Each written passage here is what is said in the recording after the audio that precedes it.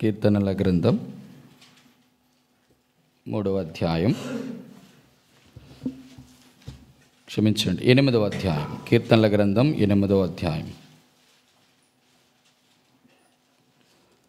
కీర్తనలు 8వ అధ్యాయము 4వ వచనం. కీర్తనల గ్రంథం 8వ అధ్యాయము 4వ వచనం మనమందరము కలిసి బిగ్గరగా చదువుకుందాం.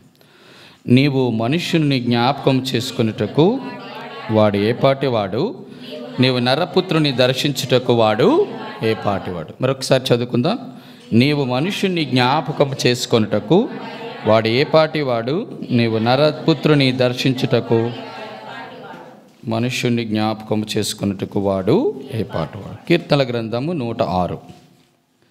కీర్తనల గ్రంథం 106వ అధ్యాయం. కీర్తనల గ్రంథం 106 4-5 వచనాలు. కీర్తనల గ్రంథం 106 4-5 వచనాలు. రండి బిగ్గరగా. కీర్తనల గ్రంథం 106 4వ వచనము 5వ వచనం. 106 సామ్. యెహోవా, నీవు ఏర్పరచుకొనిన వారి క్షేమము నేను చూచుచు, నీ జనులకు కలుగు సంతోషమును బట్టి నేను సంతోషించుచు, నీ స్వాస్థ్యమైన వారితో కూడి కొనియాడినట్లు నీ ప్రజల యందు నీకున్న దయ చొప్పున నన్ను జ్ఞాపకమునకు తెచ్చుకొనుము. నన్ను జ్ఞాపకము తెచ్చుకొనుము, నాకు దర్శనమిచ్చి చాలు. చిన్న ప్రార్థన చేసుకుందాం. పరిశుద్ధుడైన తండ్రి, బలపరచండి, కృపను అనుగ్రహించండి, సిద్ధపరచండి, సహాయం చేయండి, స్థిరపరచమని మహిమా ఘనత ప్రభావం మీకు ఆరోపిస్తూ ఆరాధనకు కావలసిన కొన్ని మాటలు మా హృదయంలో ఉంచి ఆత్మతో సత్యముతో యథార్థముగా ఆత్మ ఉన్నటువంటి దేవుణ్ణి మేము ఆరాధించినట్లు కృపను అనుగ్రహించమని యేసుక్రీస్తు అతి శ్రేష్టమైన నామమున ప్రార్థించి అడిగి పొందుకొని ఉన్నాము తండ్రి, ఆమేన్. కీర్తనల గ్రంథము మనకు తెలిసిన సుపరిచితమైనటువంటి భాగమే. నీవు మనుష్యుని జ్ఞాపకం చేసుకొనుటకు వాడు ఏ పాటివాడు. దీనిని కొన్ని నూతనమైన కోణములు చూడటానికి ప్రయత్నం చేద్దాం. మానవుడిని జ్ఞాపకం చేసుకున్నట్టుకు వాడు ఏ పాటివాడు. సాధారణంగా జ్ఞాపకము చేసుకో అనేటువంటి మాటలో నాకు దేవుడు 3 ప్రాముఖ్యమైన మాటల్ని జ్ఞాపకం చేశాడు. అంటే మన దేవుడు జ్ఞాపకము చేసుకునే దేవుడు.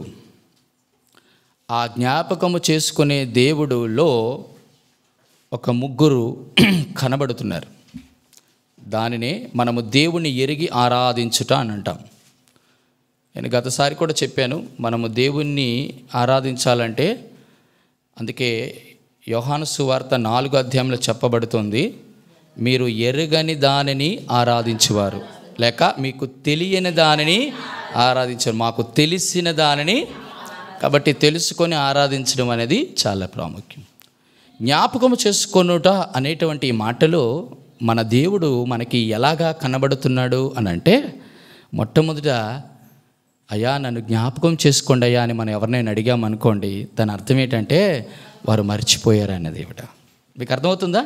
అంటే మన దేవుడు మర్చిపోని దేవుడు. ఎంత గొప్ప మాట అంటే నాకు ఈ మాట చాలా ఆదరణ ఇస్తుందండి. మర్చిపోని దేవుడు మన దేవుడు. రెండో మాట అన్నాడు కదా, నిన్ను జ్ఞాపకం చేసుకుంటానన్నాడు. దేవాది దేవుడు అంటాడు, అయ్యా మీరు అక్కడికి వెళ్ళిపోతున్నారు, నన్ను మర్చిపోతారేమోనంటే దేవుడు అంటాడు కదా, నేను ఎన్నడను, అందుకే నేను పాడిన పాటలోని, నేను నిన్ను ఎన్నడు విడువాను, నేను నిన్ను ఎన్నడు ఎడబాయను. ఆ మాట ఫస్ట్ మాట. ఈ ప్రపంచంలో ఎవరైనా మర్చిపోతారు, కానీ ఈ ప్రపంచంలో మరిచిపోయినటువంటి ఒకే ఒక్క వ్యక్తి ఉన్నారు. ఆ వ్యక్తి ఈ లోకంలో భూ సంబంధంగా మనం ఆలోచిస్తే తల్లి ఒక్కదాయే మర్చిపోదాం. అవునా కదా? తల్లే మర్చిపోదు అంటాడు. అక్కడ మాట మాట్లాడుతున్నప్పుడు గర్భమున పుట్టిన తల్లి గర్భమున పుట్టిన పిల్లలను మరచిన నేను నిన్ను మరువను. అబ్బా, వారైన పిల్లలను మరతురు గాని నేను నిన్ను ఎన్నడూ మరువాను. అంటే నాకు ఇక్కడ ఏమనిపించిందంటే, నవమాసాలు మోసి కని పెంచి ఒక బిడ్డడు చనిపోతే, ఒక బిడ్డడు చెడిపోతే, అరే ఇలాంటి వాడిని ఎందుకు కన్నానా అనుకున్నప్పటికీ కూడా తల్లి ఏ రోజు కూడా ఆ బిడ్డ విషయంలో మర్చిపోదు. కానీ కొన్నిసార్లు అనిపిస్తుంది, ఆ బిడ్డ తల్లికి అవిధేయుడిగా ఇష్టానుసారంగా తిరుగుతున్నప్పుడు నాకెందుకు దేవా ఇటువంటి బిడ్డ ఇచ్చావు, ఈ బిడ్డ ద్వారా నేను శోకము దుఃఖమే తప్ప సంతోషం లేదని బాధపడే క్షణాల్లో ఏదో ఒక స్టేజ్లో ఇంకా సంతాపం, హృదయానికి సంతాపం కలుగు చేసినటువంటి ఆ స్థితిలో బహుశా తల్లి అనుకుంటుందట, ఛే వీడు ఉంటే కంటే చనిపోతే మేలు. అలాంటి పరిస్థితుల్లో కూడా అంటాడు. ప్రియ చెల్లి, ప్రియ తమ్ముడా, ఈ మాట ఎంత ఆదరణ ఇస్తుందంటే, ఇక్కడ కూర్చున్న వారిలో తల్లి తండ్రి నేను ఎంతగానో ప్రేమిస్తుంది తల్లి, నేను ఎంతగానో ఆదరించి నిన్ను పోషించి భద్రపరిచే నీ తండ్రి, నీ చుట్టుప్రక్కల ఉన్నటువంటి స్నేహితులు, వారందరినీ విడిచి కొన్ని సంవత్సరాలకి భర్త దగ్గరికి వెళ్తావు, తనేదో సంతోషింప చేస్తాడు. తల్లిదండ్రుల దగ్గర కోల్పోయినటువంటి ప్రేమని, ఆప్యాయతని, అనురాగాన్ని, ఆదరణని నా భర్త దగ్గర పొందుకుందాం అనుకొని వెళ్ళినటువంటి చాలామంది కూడా తన జీవితాంతం అయ్యో నా తల్లిదండ్రులే నా భర్త కంటే చాలా మేలు అనుకున్నటువంటి పరిస్థితుల్లో కూడా చాలామందిని మర్చిపోతారు. ఎలాంటి పరిస్థితుల్లో మీకు ఒక వచనం చెప్తాను, అది చాలా బాధాకరమైనటువంటి పరిస్థితి. చూడండి, ఆదికాండ గ్రంథము 40వ అధ్యాయము 23వ వచనం. ఆదికాండ గ్రంథం 40వ అధ్యాయము 23వ వచనం. అయితే పానదాయకుల అధిపతి యోసేపును జ్ఞాపకము చేసుకొనుక అతనిని మర్చిపోయాను. పానదాయకుల అధిపతి, భక్ష్యకారికుల అధిపతి ఇద్దరు కూడా తప్పు చేశారు, చెరసాలలో ఉన్నారు. ఆ చెరసాలలోని యోసేపు కూడా ఉన్నాడు, సమస్యలు ఉన్నాడు, బంధకములు ఉన్నాడు, చెరలో ఉన్నాడు. అయ్యా మీరు రాజు దగ్గర మంచి పనివారు కదా, నేను ఈ యొక్క చెరసాలలో ఉండి బాధపడుతున్నాను, ఇనప సంఖ్యలతో నన్ను బంధించారు, కదలలేని పరిస్థితి అయిపోయింది, నన్ను జ్ఞాపకం చేసుకోవడానికి కూడా, నేను మొర్ర పెట్టుకోవడానికి కూడా, నా యొక్క విన్నతిని వినిపించుకోవడానికి కూడా ఎవరు లేరయ్యా, ఏమో దేవుడే మిమ్మల్ని పంపించేయడమే ఇక్కడికి, నా సమస్యను మీతో చెప్పుకుంటున్నాను, రాజు కొరకు నేను ఎంత బాధపడుతున్నాను కొంచెం చెప్పండి అయ్యా అంటే, అక్కడ అంటాడు నేను చెప్తానయ్యా మర్చిపోను, మీరు నాకు సాయం చేసావు కదా అని అంటే, యోసేపు దగ్గర సహాయం పొందినటువంటి పానదాయకుల పతి, భక్ష్యకారుల అధిపతి రాజు దగ్గరికి వెళ్ళిపోయిన తర్వాత మరలా తిరిగి యథాస్థితికి పోయిన తర్వాత వారు యోసేపును కూడా మర్చిపోయారు. ఈరోజు చెల్లి, తమ్ముడా, దేవుడు నిన్ను మర్చిపోవచ్చు అనుకుంటున్నావేమో. కాదు, మనుషులు మర్చిపోతారు, అధికారులు మర్చిపోతారు, మాట ఇచ్చి నీతో జీవితాంతం ఉంటానని ప్రమాణం చేసిన భర్త మర్చిపోతారేమో. కానీ ఇక్కడ అంటున్నాడు, నేను నిన్ను ఎన్నడూను మర్చిపోను, ఎందుకంటే నేను నిన్ను జ్ఞాపకం చేసుకుంటాను. ఈ ప్రపంచంలో అందరూ మర్చిపోతారు. ఆఖరికి నీ లోగిట నీ భార్య మర్చిపోతుంది, నువ్వు ఎంతగానో ప్రేమించి పోషించి భద్రపరిచిన నీ బిడ్డలు మర్చిపోతారేమో. కానీ నిన్ను ప్రేమించిన దేవుడు నిన్ను ఎప్పుడు మర్చిపోడు. అంత గొప్ప దేవుడు అంటున్నాడు 8వ కీర్తనలో, అయ్యా నీవు నరపుత్రుని దర్శించుటకు వాడిని జ్ఞాపకం చేసుకుంటకు వాడు ఏపాటివాడు ప్రభా. మరి అంత ఏపాటివాడైనటువంటి నిన్ను నన్ను దేవుడు జ్ఞాపకం చేసుకోవడానికి ఏమిటి మనకున్న అర్హత, ఏమిటి మనకున్నటువంటి ఆధిక్యత అని అనుకుంటే, అసలు మన పరిస్థితి ఎలాగుందంటే, అసలు దేవుడు ఎందుకు మనల్ని జ్ఞాపకం చేసుకున్నాడు, ఎందుకు మనల్ని గురించి ఆలోచిస్తున్నాడు అని అంటే, మొట్టమొదటి నాకు తెలిసినటువంటి దేవుడు ఆలోచింపజేసిన మాట ఏంటంటే, దేవా నువ్వు నన్ను ఎప్పుడు మర్చిపోలేదు. కారణం ఏంటి తెలుసా, ఆ మర్చిపోని వెనకాతల తల్లికి మించి, తండ్రికి మించి, నీకున్నందరికి మించి ఆయన ప్రేమ నిన్ను అంతగా మర్చిపోలేనట్టుగా చేయలేదు. మీకు అర్థమైందా? ఎంత ప్రేమించే ప్రేమ అంటది, మర్చిపోని ప్రేమ. రెండోది అంటాడు, అయ్యా నన్ను జ్ఞాపకం చేసుకుంటామంటే, ఆ పానదాయకుల పతి ఏమన్నాడు, మాట ఇచ్చాడు కానీ మర్చిపోయాడు. కానీ ఇక్కడ దేవుడు నాకు ఎలా కనబడుతున్నంటే, నిన్ను జ్ఞాపకం చేసుకున్నటువంటి మాట నెరవేర్చినటువంటి దేవుడు మాట ఇచ్చి, చెప్పండి తప్పిపోయినా నిన్ను ప్రేమిస్తున్నాడంటే, మాట ఇచ్చాడంటే నీ జీవితాంతం నిన్ను గుర్తు పెట్టుకొని జ్ఞాపకం చేసుకొని మాటను నెరవేర్చే దేవుడు. ఎంత గొప్ప దేవుడు అండి. మొదటి మాట మర్చిపోని దేవుడు, మాట ఇచ్చి నెరవేర్చే దేవుడు. మూడోది ఏంటో తెలుసా? అయ్యా, నేను అధికారంలో ఉన్నప్పుడు నన్ను మర్చిపోలేదు, మంచి స్థితిలో ఉన్నప్పుడు. కానీ ఏంటో ఈ పరిస్థితి, నాకున్నటువంటి భారము, నాకున్న సమస్యలు బట్టి నేను ఆ స్థితిలో ఉన్నప్పుడు నేను ఈ స్థితిలోకి వచ్చేసాను, దారిద్ర్యాన్ని అనుభవిస్తున్నాను. కానీ ఇలాంటి పరిస్థితులను నన్ను జ్ఞాపకం చేసుకుంటావంటే మళ్ళీ ఆ దేవుడు అంటున్నాడు, నేను నిన్ను జ్ఞాపకం చేసుకుంటున్నాను. ఏ స్థితిలో? ఉన్నతమైన స్థితిలో ఉన్నప్పుడు కాదు, దరిద్రతలో ఉన్నప్పుడు కూడా నేనేమంటాను, జ్ఞాపకం. అంటే ఇక్కడ దేవుడు నాకు ఎలా కనబడుతున్నాడు? మర్చిపోని దేవుడు, మాట ఇచ్చి నెరవేర్చే దేవుడు. మూడోది, ఆయన మార్పు లేని దేవుడు. ఆయన మార్పు లేని దేవుడు. నా దేవుడు ఎంత గొప్పవాడంటే ఆయన గురించి ఎంతగా మనం ఆరాధన చేసిన దేవా, మారని దేవా, మాట ఇచ్చి నెరవేర్చిన దేవా, మర్చిపోని దేవా, నీకు స్తోత్రాలు. ఈరోజు ఒక మాట మన ప్రభువుని దగ్గరికి వచ్చి ఆరాధించడానికి 3 మాటలోకి ఇలా జ్ఞాపకం చేస్తాను. ఎందుకయ్యా నన్ను నువ్వు మర్చిపోవు? ఎందుకయ్యా నేనంటే నీకు అంత ఇష్టం? ఏంటయ్యా నాలో ఉన్న అర్హత? ప్రభు, నాలో ఏం ఆధిక్యతలు చూసి నువ్వు నన్ను మర్చిపోకుండా ఉన్నావు అని అంటే నేను అంటాను, నువ్వు గొప్పవాడు అనా, నువ్వు శ్రేష్ఠుడు అనా? కాదట. ఎంత అద్భుతమైన మాట. ఇటువంటి మర్చిపోలేని దేవుడు ఏమన్నాడు తెలుసా? నేను ఎందుకు మర్చిపోలేనో తెలుసా? కనీసం 3 కారణాలు ఈ కీర్తనలో చెప్పబడింది. 106వ కీర్తన 4వ వచనం చదివి పెట్టండి. యెహోవా, నీవు ఏర్పరచుకునే వారి క్షేమము చాలు. ఏంటట? మొట్టమొదట నీవు ఏర్పరచుకున్న వారి క్షేమము అంటే అర్థం ఏంటో తెలుసా? దేవుడు నన్ను మర్చిపోకపోవడానికి కారణం ఏంటో తెలుసా? దేవుడు నిన్ను ఏర్పరచుకున్నాడు. తల్లి, చెల్లి, తమ్ముడా, ఈ మాట చాలా జాగ్రత్తగా వినాలి. ఈ మాట, why God is not forgetting you? ఎందుకు దేవుడు నిన్ను మర్చిపోవడం లేదో తెలుసా? దేవుడు నిన్ను ఏర్పరచుకున్నాడట. అబ్బా, ఈ మాట నేను చదువుతున్నప్పుడు అనిపిస్తుంది, దేవా నువ్వు నన్ను ఎందుకు ఏర్పరచుకున్నావు అని అంటే, నన్ను ఏర్పరచుకున్నావు అంటే నాలో ఏవో ఉన్నాయా అని మనం ఆలోచిస్తే, 1 కొరింథీయులు రాసిన పత్రిక చూడండి, ఎంత చక్కటి మాట. 1వ అధ్యాయం 28, 29 వచనాలు. 1 కొరింథీ 1వ అధ్యాయం 28, 29. ఏ శరీరియు దేవుని ఎదుట అతిశయించకుండునట్లు జ్ఞానులను సిగ్గుపరచుటకు లోకములో ఉండే. మొదటిదట, దేవుడు ఎవరిని ఏర్పరచుకున్నాడు? జ్ఞాపకం చేసుకోవడానికి కారణం ఏంటి? ఏర్పాటు అన్నాం కదా. ఆయన ఏమిటి మనలో ఆధిక్యతలు చూశాడంటే ఇక్కడ మన ఆధిక్యతలు కనబడుతున్నాయి. మొదటిది, లోకములోని వెర్రి వారిని దేవుడు ఏర్పరచుకున్నాడట. రెండోది అంటాడు, బలవంతులను సిగ్గుపరచుటకు బలహీనులను ఏర్పరచుకున్నాడు. రెండోది చెప్పండి, బలహీనులు. మొదటిది ఏంటి?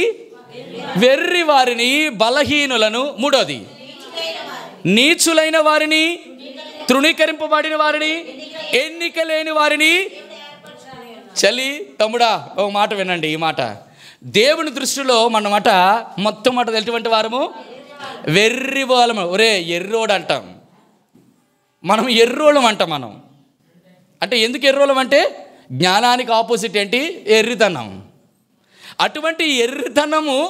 రెండోది బలహీనలము, నీచులనము, తృణీకరించమని ఎన్నిక లేనటువంటి మనల్ని ఏర్పరచుకున్నాం. అయితే ప్రభువా, నాకే ఆధిక్యతలు లేవు, ఇటువంటి పనికి మాలిన, ఎన్నిక లేని, తృణీకరించే, బలహీన నన్ను ఎందుకు ఏర్పరచుకున్నావు అని అంటే ఆయన అంటున్నాడు, నిన్ను ఏర్పరచుకోవడానికి నీలో ఏమీ లేదు, కానీ ఒక్కటి మాత్రం ఉంది. అది ఏంటో తెలుసా? చూడండి, ఎఫెసీయులు రాసిన పత్రిక 1వ అధ్యాయము 6వ వచనం.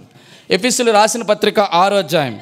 జగత్తు పునాది వేయబడక మునిపే ప్రేమ చేత క్రీస్తులో మనలను ఏర్పరచుకున్నాను. చెల్లి, తమ్ముడా, ఈ మాట వినండి. నీ ఆధిక్యతలు బట్టి నన్ను ఏమి ఏర్పరచుకోలేదు దేవుడు. మన ఆధిక్యతలను బట్టి, మనకున్న అర్హతలు బట్టి, మనకున్న అధికారమును బట్టి కాదు.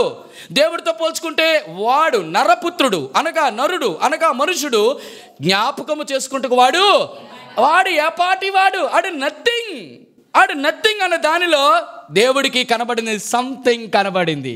నథింగ్లో ఏం కనబడింది? సంథింగ్. ఇప్పుడు సంథింగ్ నుంచి ఎక్కడికి వచ్చాడో తెలుసా? ఏర్పాటులోకి వచ్చావు. You are everything. నథింగ్లో నుంచి సంథింగ్లో నుంచి ఎవ్రీథింగ్. సమస్తము నువ్వు నాకే అంటాడు. అందుకే సమస్తము నువ్వు నాకే అండంలో నాకు ఏమనిపించిందంటే, యేసయ్యా ప్రభువా, తరతరాలకు మునుపు నీ దగ్గర ఆదియందు వాక్యము దేవుని యొక్క వాక్యము దేవుడే ఉన్న అటువంటి యేసుక్రీస్తు ప్రభువారిని నిన్ను ఏర్పరచడం కొరకు క్రీస్తు యేసులో ఆయన ప్రేమించాడు. ఎవరు? ఏ ప్రేమ? ఆయన ఏ ప్రేమ? క్రీస్తు ప్రేమ.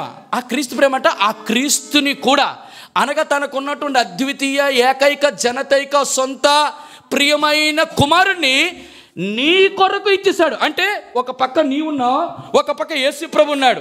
తన సొంత కుమారుడు, ఇంకొక కుమారుడు లేడు, ఒకే ఒక్కడు తన ప్రియమైన వాడు. ఆ వ్యక్తిని కూడా నీ కొరకు ఇచ్చాడు, నీ కొరకు ఇచ్చేశాడు. అంటే అర్థం ఏంటి? నా కొరకు ఎందుకు ఇచ్చావంటే, నీవు ఎన్నిక లేని వాళ్ళు చాలామంది లోకంలో అన్నారు కదా, లోకంలో అందరూ నిన్ను బలహీనుడు అన్నారు కదా. నువ్వు తృణీకరింపబడిన వాడివిరా, నువ్వు ఎన్నిక లేని వాడివి, నువ్వు ఎన్నిక లేనటువంటి వాడిని, నీవు మాతో సమానము కాదు అనేటువంటి వారికి దేవాది దేవుడట ప్రేమ చేత, కేవలము ప్రేమ. ఏ ప్రేమ అని చెప్పాను? ఈ ప్రపంచం లోకాలందరికంటే తల్లి ప్రేమకు మించింది లేదు. కానీ ఆ ప్రేమను కూడా కాలతన్ని, ఆ ప్రేమకు మించి ఉన్నతమైన ప్రేమ, మహోన్నతమైన ప్రేమ, అగాపే ప్రేమ, ఎవరు చూడలేని అనుభవించలేని ప్రేమ. దేవుడు నిన్ను ప్రేమించి తన ప్రియ కుమారుని నీ కొరకు వధించాడు, సిలువలో చనిపోయాడు, రక్తం కార్చాడు. ఇప్పుడు రక్తం కారుతుంది. ఇప్పుడు ఆ సిలువ దగ్గరికి వచ్చినటువంటి మానవుడు అంటున్నాడు, అయ్యా ఎందుకయ్యా నీ కుమారుని నా కొరకు ఇచ్చావు అని అంటున్నాడు, నా సొంత కుమారుని నీకు ఇవ్వడానికి కారణం ఏంటో తెలుసా? జగత్తు పునాది వేయబడక మునిపే నేను ఏర్పరచుకున్నాను. దేని కొరకు తెలుసా? ఒకే ఒక్క మాట కొరకు. చూడండి, అపోస్తలుల కార్యములు 9వ అధ్యాయము 15వ వచనం. అపోస్తలుల కార్యములు 9:15. అందుకు ప్రభువు, నీవు వెళ్ళుము, అన్యజనుల ఎదుటను, రాజుల ఎదుటను, ఇజ్రాయేలు ఎదుటను నా నామము భరించుటకు నేను నిన్ను ఏర్పరచుకొనిన సాధనము. దేవాది దేవుడు నిన్ను ఏర్పరచుకోవడంలో తన ప్రేమ కనబడితే, రెండోది అంటాడు, ఎవరైతే అన్యజనులు ఉన్నారో, ఎవరైతే ఇజ్రాయేలు గొప్ప వంశం వారు ఉన్నారో, ఎవరైతే జ్ఞానులైనటువంటి ఉన్నారో, ఎవరైతే బలవంతులైనటువంటి ఉన్నారో, ఈ లోకంలో ఎవరైతే అధికారంతో ఉన్నవారో, ఈ లోకంలో ఎవరైతే అర్హతలతో ఉన్నారో, ఈ లోకంలో ఎటువంటి ఉన్నతమైన స్థితిలో ఉన్నా వారి అందరి ముందు నా నామమును భరించుటకు నిన్ను ఏర్పరచుకున్నాను. అందుకు సాధనముగా ఈరోజు నేను ప్రేమ చేత క్రీస్తులు ఏర్పరచు. దేవా, నా లాంటి వాడు ఎక్కడికి తీసుకెళ్ళావు? ఎలాంటి వాడిని నేను, ఇలాంటి వాడిని ఎందుకు ప్రేమించావు అని అడిగితే, మొట్టమొదటి దేవుడు అంటున్నాడు, నేను ఏర్పరచుకున్నాను. ఆ ఏర్పరచుకున్నట్లో దేవుడు మనకు అనుగ్రహిస్తున్న మనందరికీ తెలియపరుస్తున్న మాట ఏంటో తెలుసా? నేను జ్ఞాపకం చేసుకుంటున్నాను. కారణం ఏంటో తెలుసా? జగత్తు పునాది వేయబడక మునిపే నేను ప్రేమించి ఏర్పరచుకున్నాను. ఈ ప్రేమ ఎంత గొప్పది! దేవా, నన్ను ఏర్పరచుకోవడానికి నాలో ఏం లేదు కదా, ప్రేమ చేతను ఏర్పరచుకున్నావు కదా, ఏర్పరచుకుని నాకు పని అప్పచెప్పావయ్యా నీ తోటలో పనిచేయడానికి. ఎంత గొప్ప దేవుడు ఈయన! మార్పు లేని దేవుడు, మర్చిపోని దేవుడు, మాట ఇచ్చి నెరవేర్చే దేవుడు. ఎవరు జ్ఞాపకం చేసుకోకపోయినా నిన్ను మాత్రం జ్ఞాపకం చేసుకోకుండా ఉండడు. పానదాయకుల అధిపతి మర్చిపోవచ్చు గాక, అందరూ మర్చిపోతాడు. అందుకంటాడు కీర్తన గ్రంథం 115 అనుకుంటా, చూడండి, కీర్తన గ్రంథం 115:12 వచనం. యెహోవా మమ్మను మర్చిపోలేదు, ఆయన మమ్మను. దాని అర్థం ఏంటి? నీ దేవుడు, నా దేవుడు మనల్ని మర్చిపోలేదు. రెండో మాట చూసుకొని చూడండి. రెండో మాట, నీ జనులకు కలుగు సంతోషమును బట్టి నేను సంతోషించచ్చు. మొదటిది, ఆయన ఏర్పరచుకున్న తర్వాత ఏం చేశాడట? సంతోషాన్ని అనుగ్రహించాడట తన జనులకు. చెల్లి, తమ్ముడా, వినండి మాట. దేవుడు అనుగ్రహించినట్టు గొప్ప మాట ఏంటో తెలుసా? మనము గత దినాలలో, ఈరోజు నేను కూర్చున్నాం ఇక్కడ, గత దినాల్లో సంతోషంగా ఉన్నామని అనుకుంటామా? యేసు ప్రభుని ఎరగక మునుపు, యేసు ప్రభు దగ్గరికి రానంత వరకు, యేసుక్రీస్తు ప్రభు వారికి దూరంగా ఉన్నప్పుడు లోకంలో సంతోషం 2 గంటలు, సినిమా హాల్లో 2 గంటలు, స్నేహితులతో 3 గంటలు, భార్య బిడ్డలతో మహా అయితే 3, 4, 5 గంటలు. నీ జీవితాంతం కొన్ని సార్లు ఏమనిపిస్తుందంటే, భార్యలు బట్టో, భర్తలు బట్టో, పిల్లలు బట్టో సంతోషాన్ని అంతా పోతున్నప్పుడు, ఏంటి ప్రభువా నాకు ఈ సంతోషం లేని జీవితం? ఎందుకు ప్రభువా బ్రతుకుతున్నాను? ఎందుకు నాకు ఇటువంటి స్థితి? నేను సుఖంగా ఉండి హ్యాపీగా ఉండాలనుకునే జీవితం గడపాలనుకుంటున్నా. ఎందుకు అనేటువంటి ఈ ప్రశ్న ప్రతి ఒక్కరికి హృదయంలో దోపుచ్చులాడుతున్నటువంటి ఆ సమయంలో అంటున్నాడు, నీ జనులకు కలుగు సంతోషమును బట్టి నేనును. అంటే అర్థం ఏంటో తెలుసా? ఈ సంతోషము ప్రపంచంలో ఎవ్వరు ఇవ్వలేనిది. ఈ సంతోషము ఎవ్వరు ఏ వ్యక్తికి సహాయముగా కానీ అప్పుగా కూడా ఇవ్వలేడు. అయ్యా నీ సంతోషం ఉంది కదా, నీ సంతోషం నాకు కొంత సంతోషం ఇవ్వండి అంటే ఎవరైనా ఇవ్వగలుగుతారా? ఈ ప్రపంచంలో ఆ కష్టాలు చెప్పి ఇంకా మనకి కష్టాలు ఇస్తారు. ఆ పరిస్థితుల్లో ఇంకా మన పరిస్థితులు ఎక్కువ చేయడానికి చెప్తారు. కానీ అయ్యా నేను సంతోషిస్తాను, నాతో కూడా సంతోషంలో పాలు పొందని ఈ ప్రపంచంలో ఎవరు కూడా అనుకోరు. ఇక్కడ అంటున్నాడు, నా సంతోషము పరిపూర్ణమవునట్టు. చూడండి 1 యోహాను రాసిన పత్రిక అనుకుంటాను, 1 యోహాను రాసిన పత్రిక 1వ అధ్యాయం 4వ వచనం. 1 యోహాను 1:4. మన సంతోషము పరిపూర్ణమగుటకే నేను ఈ సంగతులు. చూడండి యోహాను సువార్త 15:11. యోహాను సువార్త 15:11. నీయందు నా సంతోషం ఉండవలనని, మీ సంతోషము పరిపూర్ణము కావాలని ఈ సంగతులు చెప్పుచున్నా. అక్కడ రాయించున్నాను, ఇక్కడ చెప్తున్నాను. ఏ దేవాది దేవుడు ఏమి చెప్పినా ఏమి రాయించినా తన బిడ్డలు సంతోషం ఎలా ఉండాలట. నేను అందుకే చెప్పాను, సంతోషానికి కొంత కాల పరిమితి ఉంటుంది. ఉదాహరణకి ఎలా చెప్తామా, పిల్లలకు పెళ్ళైంది అనుకో, చాలా సంవత్సరాల తర్వాత ఎప్పుడో చెప్తుంటాను కదా సంతోషం, అవునా కాదా? 10 సంవత్సరాల వరకు మాట రాలేదు బిడ్డకి, 11వ సంవత్సరంలో దేవుడు మాటలు ఇచ్చాడు అనుకో, 10 సంవత్సరాలు అంతా ఏమనుభవించాడు? సంతోషం ఉందా? ఆ బిడ్డను చూసి బాధ, అయ్యో పిల్లడు పుట్టాడే మాటలు రాలేదు అనుకుంటాం. 11వ సంవత్సరం వస్తే కదా, మళ్ళీ 11వ సంవత్సరం వచ్చిన తర్వాత సడన్గా 15వ సంవత్సరం మళ్ళీ మాట పడిపోయింది అనుకోండి, మళ్ళీ అంటే దాని అర్థం ఏంటంటే నీ సంతోషము నా సంతోషం మన అందరి సంతోషము జరగబోయేటువంటి సంగతుల మీద ఆధారపడుతుంది. మీకు అర్థమైంది నేను చెప్పిన మాట? మన జీవితంలో ఏమైనా జరిగితేనే సంతోషం. పిల్లకి పెళ్ళి అయితే, పిల్లకి బిడ్డ పుడితే, పోయినటువంటి ఆస్తి తిరిగి వస్తే, తప్పిపోయిన కుమారుడు మళ్ళీ తిరిగి వస్తే, చెప్పండి ఉద్యోగం రాలేనటువంటి వ్యక్తికి ఉద్యోగం వస్తే, ఇలాంటి పరిస్థితులను బట్టి మానవుడు సంతోషించేవాడు అంటాడు. ఇక్కడ అంటున్నాడు దేవుడు, ఆ సంతోషానికి సమయం ఉంది, ఆ సమయం దాటిన తర్వాత సంతోషం మాయమైపోతుంది. కానీ నేనిచ్చే సంతోషం ఎటువంటి అంటే తెలుసా? పరిపూర్ణమైన సంతోషం. పరిపూర్ణమైన సంతోషము ఎలా ఉంటుందో తెలుసా అండి? యెషయా గ్రంథము 14వ అధ్యాయం 37. యెషయా గ్రంథము 60-20 క్షమించండి, యెషయా గ్రంథము 60వ అధ్యాయము 20వ వచనం. యెషయా 60 అధ్యాయం 20వ వచనం చూడండి. ఏంటమ్మా? నీ సూర్యుడు ఇంకా అస్తమింపడు, నీ చంద్రుడు క్షీణింపడు. యెహోవాయే నీకు నిత్యమైన వెలుగుగా ఉండును. అగోగోండి, మీ దుఃఖ దినములు అంటే సంతోషము పరిపూర్ణం కావాలంటే దుఃఖ దినాలు ఏమవ్వాలా? సమాప్తం అవ్వాలి. సమాప్తం అవ్వాలంటే 2 ఉండాలి. మొదటిది, నీ చంద్రుడు చదవాలి. నీ సూర్యుడు, సూర్యుడికి అస్తమించే కాలం ఉందా లేదా? చెప్పండారా, ఉందా? సూర్యుడు ఉదయించాడంటే ఖచ్చితంగా అస్తమించాలా లేదా? చంద్రుడు క్షీణించడం అంటే అరే క్షీణించడం అంటే మీకు తెలీదా? పౌర్ణమి అమావాస్య తెలుసా మీకు? 15 రోజులు అటు 15 రోజులు ఇటు. ఇదే ఫుల్గా వచ్చింది మొన్న, ఇప్పుడేమో చిన్న చంద్రవంక వచ్చింది. అవును అంటామా లేదా? అంటున్నాడు, నీ సూర్యుడు ఇంకా అస్తమింపడు, నీ చంద్రుడు ఇంకా క్షీణింపడు. యెహోవాయే. దాని అర్థం ఏంటో తెలుసా? భౌతికంగా చెప్పాలి అంటే సూర్యుడు యజమానుడికి పోలిక, చంద్రుడు యజమానురాలు అనగా భర్త భార్య, లేకపోతే తండ్రి తల్లికి పోలిక. తండ్రి కొంత రోజులు ఉంటాడు, తర్వాత తన అస్తమయ కాలం అంటే వెళ్ళిపోయే టైం వస్తే వెళ్ళిపోద్ది. తల్లి ఏమవుతుంది? రాను రాను క్షీణించి, భర్త వెళ్ళిపోతే తల్లి ఏమవుతుంది? భార్య ఏమవుతుంది? ఆ జ్ఞాపకాల తల క్షీణించిపోద్ది. ఇక్కడ అంటున్నాడు, ఇక నుంచి నీ తండ్రి చెప్పాలి నీ తండ్రి అస్తమించుడు, ఇక నీ తల్లి అంటే అర్థం ఏంటంటే భౌతికమైన తండ్రి అస్తమించవచ్చు, భౌతికమైన తల్లి క్షీణించవచ్చు, కానీ ఆ తండ్రి నేనే, ఆ తల్లి కూడా నేనే.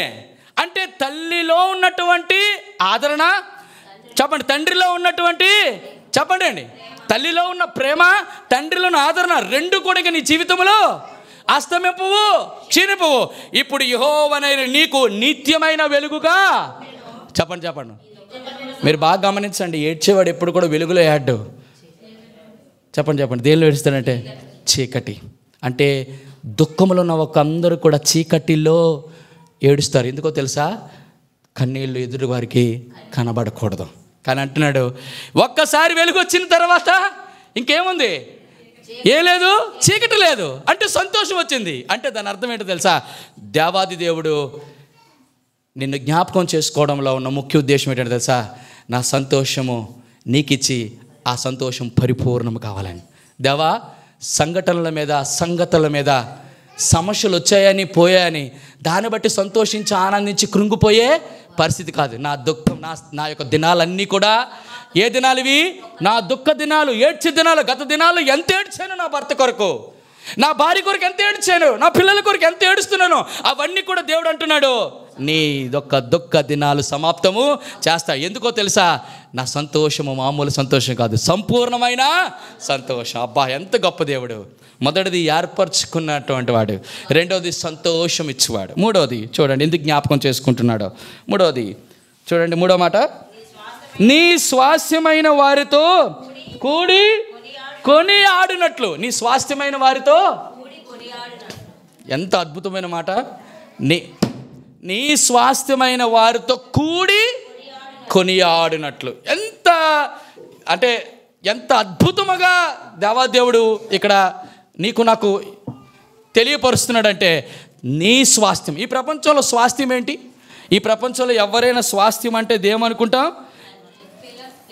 స్వాస్థ్యం అంటే అర్థం ఏమిటి అని అడిగితే,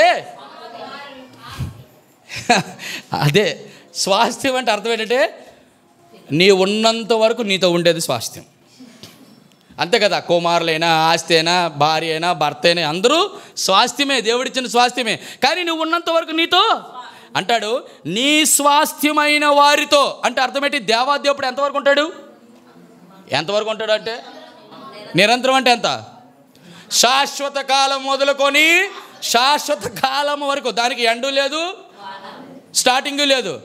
ఆ టైం ఉన్నంత వరకు తన స్వాస్థ్యము. ఎవరు తన స్వాస్థ్యము? ద్వితీయోపదేశకాండం 4వ అధ్యాయం. ద్వితీయోపదేశకాండము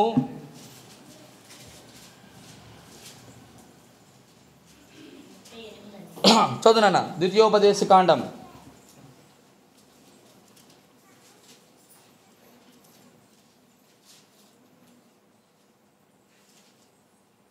4వ అధ్యాయం, క్షమించండి 7వ అధ్యాయం 6-7 వచనాలు. ద్వితీయోపదేశకాండం 7వ అధ్యాయం 6-7 వచనం. నీ దేవుడైన యెహోవాకు ప్రతిష్ఠిత జనము, దేవుడైన యెహోవా భూమి మీద ఉన్న సమస్త జనుల కంటే మిమ్మల్ని ఎక్కువగా ఎంచి, ఎలాగలగా?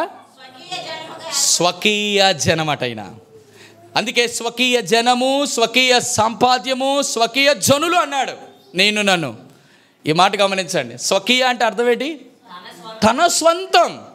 తన స్వంతం. ఇక్కడ దేవుడు నీకు నాకు జ్ఞాపకం చేస్తున్న ప్రాముఖ్యమైన మాట ఏంటో తెలుసా? నన్ను జ్ఞాపకం చేసుకోవడానికి కారణం ఏంటో తెలుసా? నీవు నా సొంతం. ఎందుకు దేవుడు సొంతం ఎలా చేసుకున్నాడు నన్ను? మనమందరూ ఒకప్పుడు లోకానికి సొంతం, శరీరాలకి సొంతం, పాపానికి సొంతం, దుష్టుడైనటువంటి సాతానికి సొంతం. కానీ ఇప్పుడు ఏమంటున్నాడు?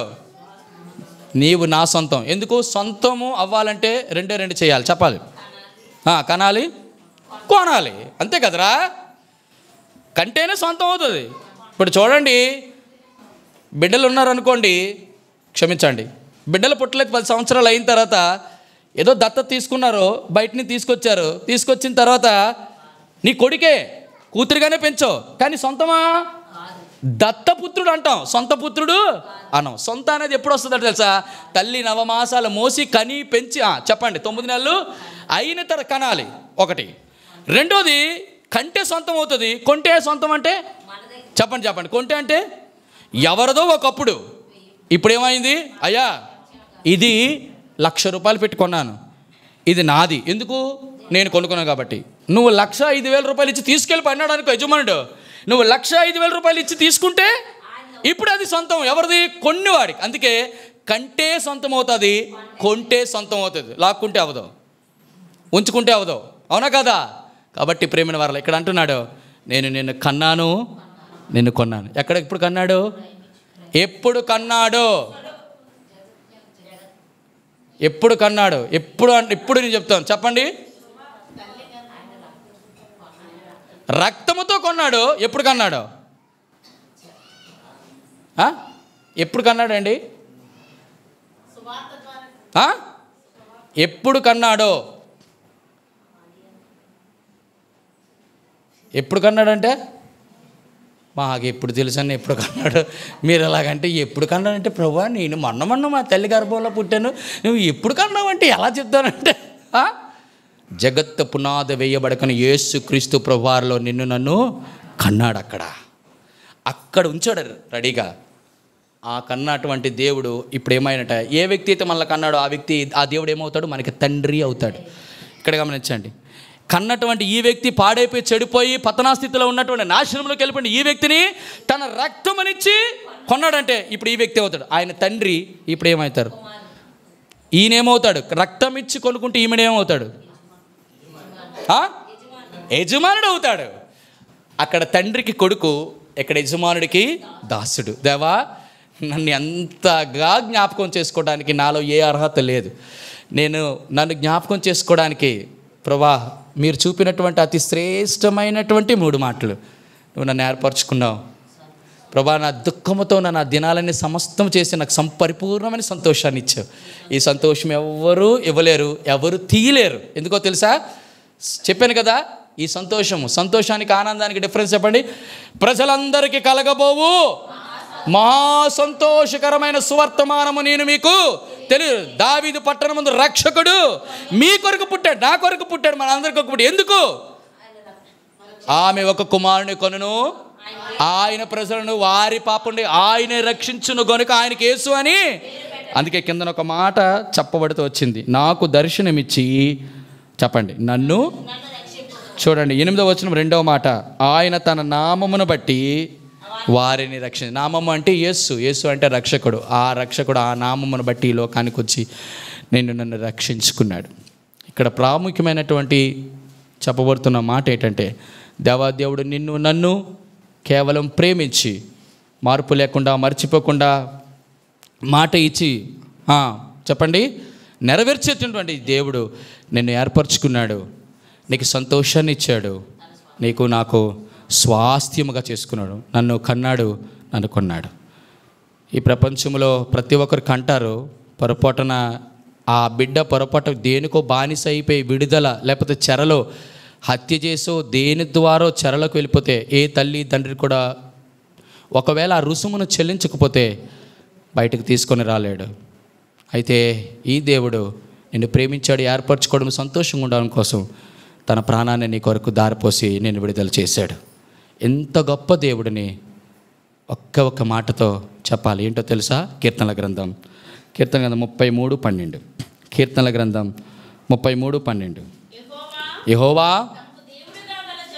తమకు దేవుడుగా కలిగిన జనులు ధన్యులు. అదిగో తనకు స్వాస్థ్యముగా. అదిగో ఎంత అద్భుతమైన దేవా, నువ్వు నాకు దేవుడిగా ఉండడం నా ధన్యత, నీ ధన్యత. మనం అందరం ఏమనుకుంటాం? నేను కుమారుడుగా ఆయనకు ఉండడం ఆయన ధన్యత అనుకుంటాం. కాదు. ఏమనుకోవాలా? దేవా, నువ్వు నాకు దేవుడిగా దొరకడం నా ధన్యత. ఈ ధన్యత ఎవరికి లేదు. ఆ దేవుడిగా దొరికినందున ఏర్పరచుకున్నాడు, సంతోషాన్ని ఇచ్చాడు, తన స్వకీయ సాంపాద్యం తన కన్నాడు, మళ్ళీ కొనుక్కున్నాడు. దేవా, ఈ 3 మాటల బట్టి నీ స్తుతిస్తూ ఆరాధిస్తున్నావు. నువ్వు మర్చిపోయిన దేవుడు, మారని దేవుడు, మాట ఇచ్చి తప్పిపోయే దేవుడు కాదు. దేవా, మానవుడైనటువంటి నన్ను, మనుషుడైనటువంటి నన్ను, నరుడైనటువంటి నన్ను జ్ఞాపకం చేసుకుంటూ నేను ఏ పాటి వాడిని ఆరాధన చేస్తాం.